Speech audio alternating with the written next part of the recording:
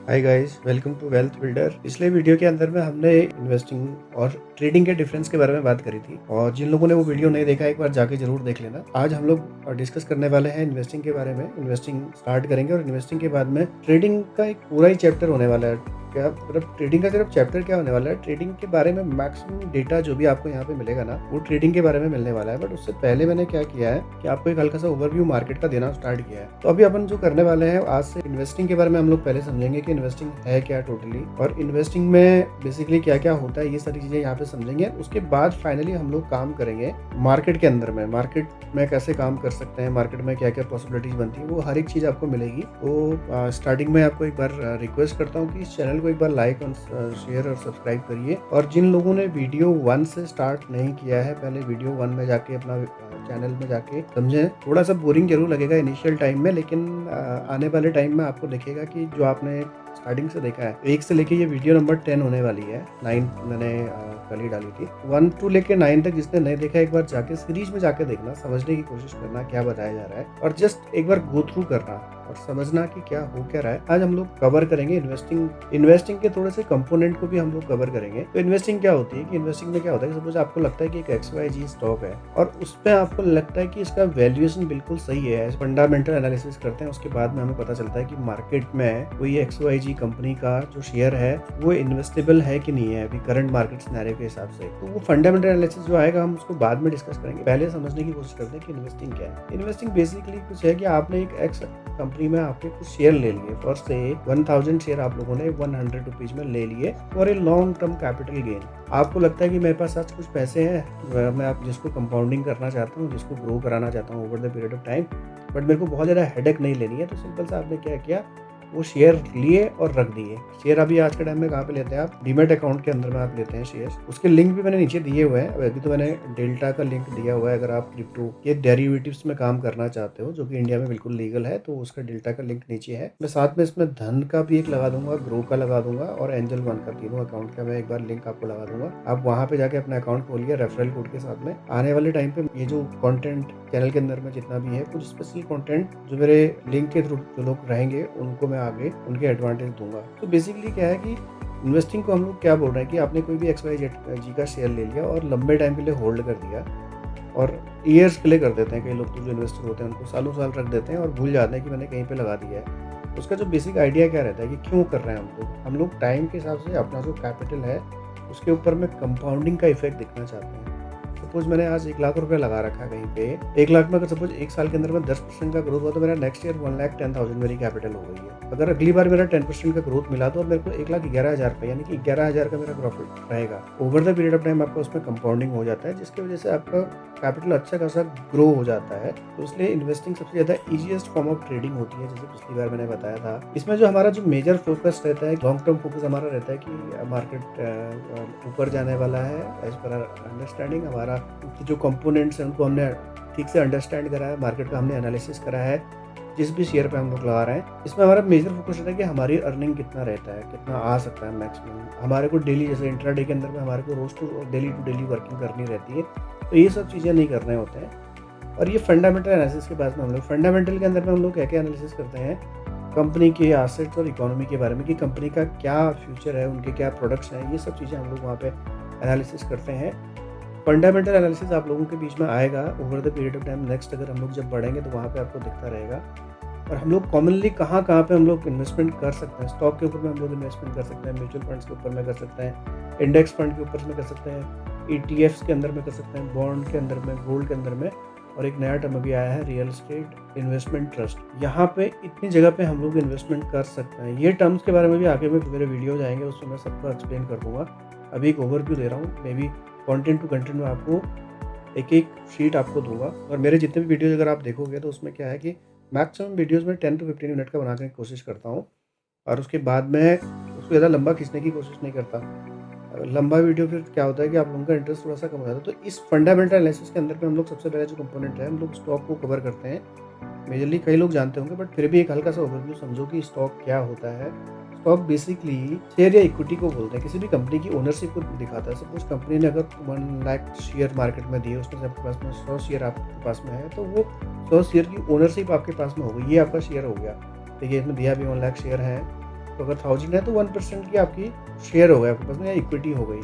मैंने share and equity के अंदर में भी डिफरेंस बताया हुआ है, पीछे वाले वीडियो में जाके एक बार देखना। ये काम कैसे करता है, शेयर और इक्विटी काम कैसे करते हैं, ये भी एक बार समझते हैं।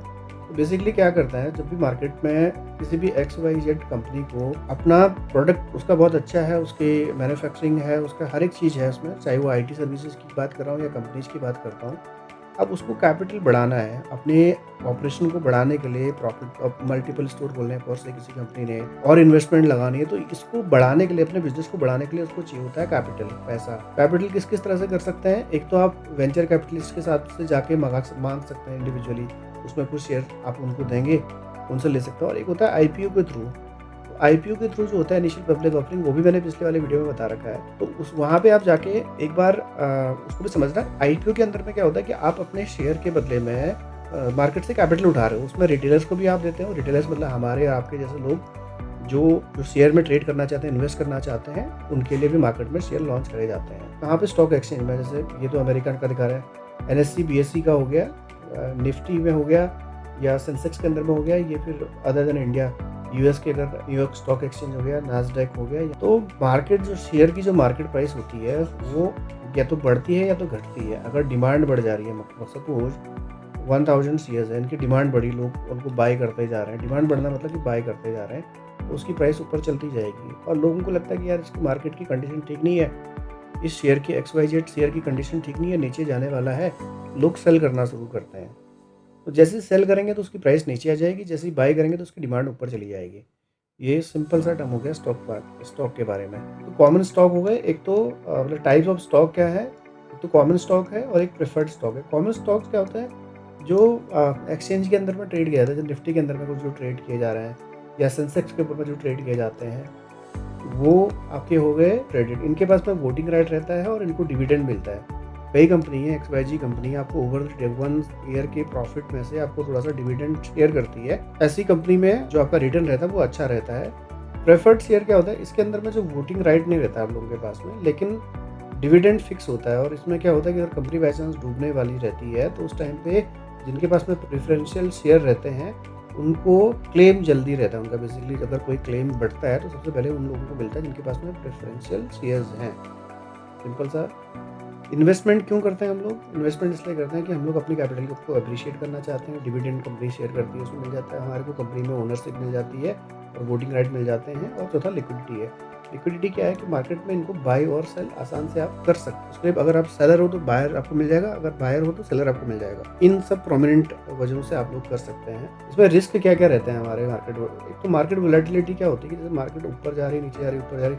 अगर आपने पीछे ऑब्जर्व करा है तो मार्केट फॉल किया था, फिर बाद में ऊपर चली गई थी मार्केट। तो ये वोलेटिलिटी की वजह से इन्वेस्टमेंट थोड़ा सा रिस्की रहता है। कई बार आपका कैपिटल जो है कम आ सकता है, but over the period of time, लंबे टाइम पे के लिए अगर आप देखेंगे तो मार्केट हमेशा ऊपर ही जाती है, नीचे कम आती है। कंपनी का रिस्क रहता है कि अगर कोई कंपनी अच्छा परफॉर्मेंस नहीं दे पाती है, मैनेजमेंट ने कुछ गलत कर दिया, स्कैम कर दिया, कुछ भी कर दिया है, तो उस वाले केस में आपका पैसा डूब सकता है। इकोनॉमी का ग्लोबल रिस्क के अंदर में क्या होता है कि अगर इंडियन की इकोनॉमी अच्छे से चल रही है तो सारा मार्केट भी ऊपर चलता है। इकोनॉमी में अगर कुछ गड़बड़ है तो मार्केट नीचे आ जाती है। मार्केट नीचे आ जाती है तो आपके प्राइसेस भी नीचे आ जाते हैं, तो उसमें रिस्क रहता है कि आपकी कॉस्ट जो आपने इन्वेस्टमेंट करी है उसमें रिटर्न अच्छा नहीं मिलेगा। और इसके अंदर में कोई गारंटीड रिटर्न नहीं होते स्टॉक के अंदर। हो सकता है कि बहुत अच्छा रिटर्न दे भी दे, हो सकता है कि ना भी दे, तो रिस्की रहता है बेसिकली। इसके अलावा मार्केट के सेंटिमेंट्स क्या क्या हैं उस पर डिपेंड करता है कि क्या क्या है market sentiment, news, trend, investor psychology, stock की वैल्यूएशन किस तरह से करी गई है, उसका फंडामेंटल एनालिसिस और टेक्निकल। ये फंडामेंटल एनालिसिस के पार्ट्स को हम लोग डिस्कस करेंगे नेक्स्ट वाले चैप्टर्स में, आने वाले चैप्टर्स में। और टेक्निकल एनालिसिस तो पूरा ही समझना है। टेक्निकल एनालिसिस तब आपको काम आएगा जब आप ट्रेडिंग का प्लान कर रहे हैं। अगर आप और से इंट्राडे में आप प्लान कर रहे हैं या पोजिशनल में आप ट्रेड प्लान कर रहे हैं, या XYZ कोई भी ट्रेड से आप लोग इन्वेस्टिंग के पर्पज से आप चेक कर रहे हो। इन्वेस्टिंग के लिए फंडामेंटल एनालिसिस है, टेक्निकल एनालिसिस है, ट्रेडिंग के लिए बेसिकली।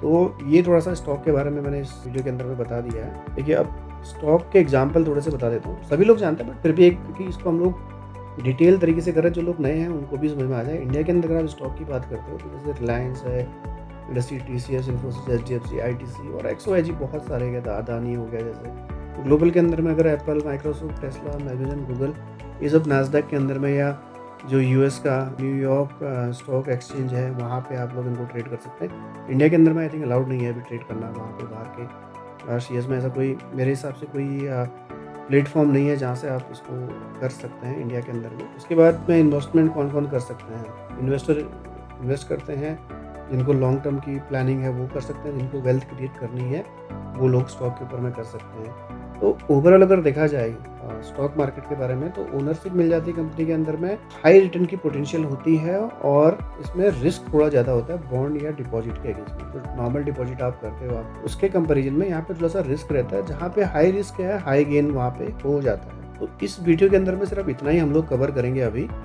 आने वाले वीडियो के अंदर में हम लोग काफ़ी सारी चीज़ें कवर करने वाले हैं, तो एक बार चैनल को सब्सक्राइब कर लीजिएगा, लाइक और शेयर भी ज़रूर करिएगा अगर थोड़ा सा वैल्यू आपको मिल रहा है। और इस चैनल के अंदर में आपको सारा फाइनेंशियल मार्केट से रिलेटेड, चाहे आप इन्वेस्टिंग में इंटरेस्टेड हो या ट्रेडिंग में इंटरेस्टेड हो, आपको दोनों कंटेंट इसके अंदर में मिलेगा। और मिलते हैं नेक्स्ट वाली वीडियो के अंदर में। तब तक के लिए थैंक यू।